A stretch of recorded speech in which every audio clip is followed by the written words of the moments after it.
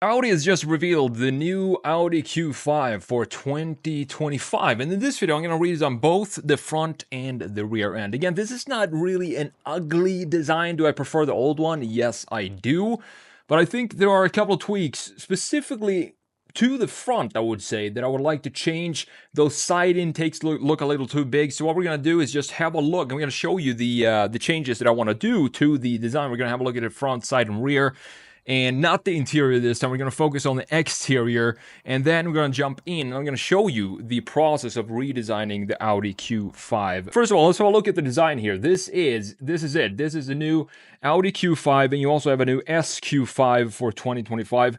So it looks pretty decent. It's not a bad looking design of this car, but what I would like to do here is, if we look at the front end here, as I said, I'm going to redesign both the front and the rear. We have this cool feature right here. We have a chamfer up top that wraps around the front end of the hood here. And this is something, first of all, that I want to change, because I want to have this be more of a continuous line. So this line here, this sharp line, I want to have that be fading out in this area. Fade here. And I don't want to have the same sharp line right here in the front end. So I'm going to have this be a smooth transition in the middle of the hood into the top piece of the grille. That's the first change I'm gonna do. Then we have the grille itself, and this pattern just looks crazy to me. The mesh pattern that we have inside of the grille, I think these holes here are just way too big, and the design of the holes themselves feels like they're maybe a little bit too complex. I want to simplify it a lot more than this. I think this looks almost too aggressive for me, and also, as I said, two big holes. So what I'm going to do is I'm going to just copy this frame, or this mesh that we have down here, and apply the same mesh onto the main grille, because we have that mesh here, we have it here as well. So I'm going to apply it into the main grille here. Now the biggest change I'm going to make in the front end is going to happen right here. You see these big side intakes. I'm not even sure if these are functional or not, but we do have a big framing going around it here with this big silver chamfer here. You can have this in black as well, and that is definitely something I would personally pick. Don't like the silver graphics that we have here, so I'm gonna black these out. But I'm gonna make them shorter, because you see how far they stick up here into the headlight itself. And what this does, if you look at the bodywork right here, this height or this thickness of this bodywork, it feels like a very tight channel where the body is being squished from the top headlight here, and then this big piece comes up and squishes it from the bottom. So it creates a very tight area there. So I want to lower this graphic to have it maybe stop somewhere around here and still have the same big chamfer around it. I don't really mind that at all. And then create a bigger body panel here with some sort of connection to the fender here. So we have a nice chamfer up top going something like this. So that's going to be the main changes for the front end design. Now, looking at the side view here, there are a couple of changes to the 2025, of course. This being a completely brand new model, they implemented this line down here at the bottom to have it more in line with their electric models, and also the new I think it's the new A6 e-tron or something like that, the wagon and the sedan. The greenhouse up top looks very similar to the previous generation Q5, which is not a bad thing at all. Has a very sporty design here. I like the taillights as well, even though I'm maybe gonna make a couple of tweaks to the taillights as well. But it looks clean.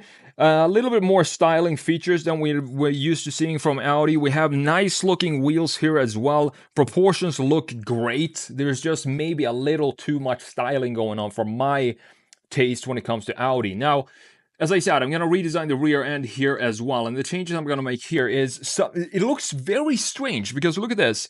We have this bumper here, but it feels like the diffuser sits above the bumper almost. So you have the diffuser sitting up here, and then you have the exhaust pipe sitting below the diffuser with this sort of second diffuser down here. So it's a very interesting, almost like a layered design for the rear end. So what I'm going to do here is, first of all, I'm going to change the taillight here. I'm going to make some changes to this because, as you can see, we have a very fluid outline here, this rubber band design. What I mean by that is the middle piece of these graphics are the thinnest piece here, and then it slowly goes into thicker. Reminds me too much of the Mercedes EQ series, so that is definitely something I want to change. I guess we can still have a light bar in the middle because everybody has a light bar right now. So we're going to keep the light bar, but what I want to do is just make it look sharper. So add some lines here and have a very thin light bar going under, very close to the metal up top, because Audi to me has always had this more robotic feel to it, and that is something that I feel is missing with these taillights, with this more organic feel. I want to have a more robotic industrial feel while still with beautiful styling, so that's what I'm going to do with the taillights. And of course, I need to change this section down here. I'm gonna take this entire piece, this piece where the gray graphics start, just bring everything down low so these tailpipes now sit in here. That's how much lower I'm going to bring this piece of graphics. And what that also does is it's going to create a clean looking bumper in the rear here, full of bodywork, to bring back some of that traditional old feeling that I want to see, the separation between the top half graphics and the lower half graphics. Let's jump in and let's start with the front end redesign. Let's see how this is going to turn out. And while we do that, let's have a look at the spec and tech for that 2025 Audi Q5. As I said, it's a completely brand new, even though you have a lot of similarities, specifically in the greenhouse to the old one, but this is 100% new. So for 2025, Audi gives Q5 and the SQ5 a fresh face and familiar engines, and there won't be a hybrid version yet, at least here in the US. It will go on sale by mid-year next year as a 2025 model year. Both the new compact luxury SUVs will be gas-powered, but you can expect a plug-in hybrid to come later on. And it's built off Audi's premium platform combustion, PPC architecture, what's expected to be the brand's last gas-powered platform. And I'm not so sure about that. I'm really not so sure that's going to be the last one, because we'll see. We'll see how EV sales go, and if they decide to switch strategy again and go back to some internal combustion engines moving forward. I honestly don't know. It could go well, or it could just not go as great as they expected, and they go back to gas power. The design, as I said, is entirely new. The Q5 will come standard with 18-inch wheels. It's going to look pretty small on this type of package, but they go up to 20s for the Q5. The SQ5 starts with the 20s, but you can option for 21-inch wheels with all season or more aggressive summer performance tires. I would definitely go with the 21s. For the SQ5, it just fills out the wheelhouse better. Now in the back here, this is new, of course, the light bar, horizontal OLED taillights that can change looks, made up of 6 panels with 266 different OLED elements.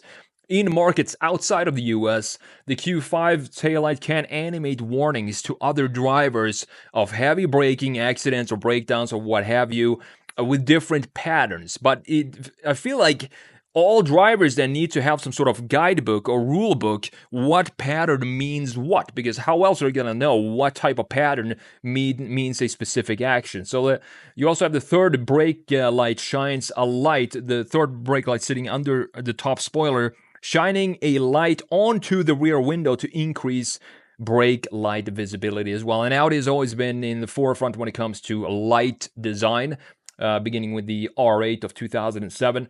So last year's 201 horsepower base engine is gone. The Q5 now starts with a 268 horsepower 2-liter turbo 4, which is 7 more than its predecessor. 0-60 about 5.9 seconds or something like that is to be expected from the base model, which is not bad at all for a base model. Then you have the SQ5 offers a 362 horsepower turbocharged 3-liter V6 that makes 13 horsepower more than last year. And the SQ5, which formerly had an 8-speed automatic, now features a 7-speed dual clutch automatic. And 0-60 here is supposed to be very similar to the previous one at about 5.1 seconds. So the previous generation offered a 362 horsepower plug-in hybrid version, but that model is tabled for now. So I think probably it feels right for Audi to bring out a plug-in hybrid for the Q5, since it's such a big seller here in the States. Almost, I think 50% of all Q5 sold worldwide was sold here in the United States. So a plug-in hybrid would be, I think, a perfect option for this model. So the interior is dominated now by two large screens, which Audi calls the digital stage. The center touchscreen measures 14.5 inches and is the keeper of all settings, audio controls, HVAC, and other vehicle controls as well. And the screen in front of the driver, the so-called, we used to call it a gauge cluster, I don't know if it's called that anymore, but that's 11.9 inches. The new digital cluster also lacks the adjustability or the customization of display options of current Audis, which is so weird to me because the current Audis still have a proper digital gauge cluster with a nice, beautiful housing for it. You can customize it 100%. So you can have the full map, you can have whatever type of information you want. And here, they dropped the housing for it. I don't like these interiors at all, better than the previous ones. And they also dropped the customizations, which doesn't make sense at all to me because it's still a lot of pixels. It's all made up of pixels, so it should keep the customization for the screen, but I think they ditched that. So the new versions go on sale in the spring to early summer of 2025. So with that said, let's jump in and have a look at what's going on with these redesigns here. So the front end, I just basically, 90% of my redesigns, the objective is just to clean up the design. I think designs these days, they're becoming way, way too complex. And I just want to reduce the amount of features in the design, specifically in the front face. So that's exactly what I wanted to do here. Just simplify the design and have a more of a separation between the top half graphics and the lower half graphics. And as I said, this little channel underneath the headlight above the side intake, I want to have that be a little higher and also create a nice chamfer going around it there. I also wanted to play around just a bit with the DRLs here and create one single line that has a bit of a thicker piece in the middle and then goes into thinner at the corner again. I do like these headlights. Thankfully, we didn't get bumper headlights for the Q5. I'm glad to see we still have proper positioning for where the headlight is in the face of the design. So some tiny tweaks to the design and also changing the hood design up top. As I said, I wanted to have a smooth transition going into the top of the grille. So that is the front end design.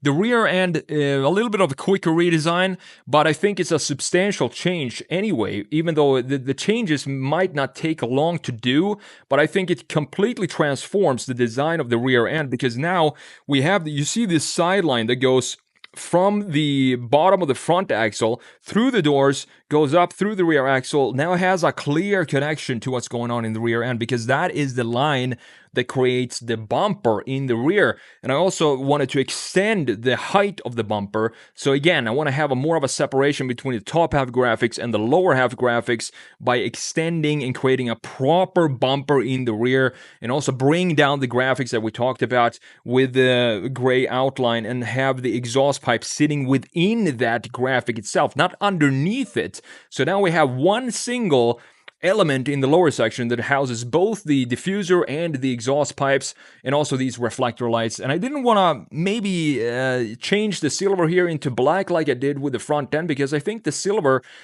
feels for some reason more natural to have silver in the rear. Last but not least, I wanted to change the taillights. So as I said, I wanted to have metal be very close to the end point of the light bar that we have in the middle. So it creates almost like a laser light bar that doesn't have a lot of wiggle room either on top or bottom, creating this more robotic feel and also adding a little bit more dynamic feel to the internal pieces of the daytime run lights in the rear by adding a bit of a thicker piece to the outer sections of the rear end of the taillights. And that's my redesign of the Q5. Couple of small tweaks that I think suits Audi better because Audi has always been, as I said, this more industrial feel with a robotic design, but still a beautiful organic automotive feel. And I wanted to have more of that vibe into the Q5. But as I said, overall, it's still a very beautiful design, the new Q5. And I'm looking forward to seeing these and reviewing these in real life when they go on sale here next year.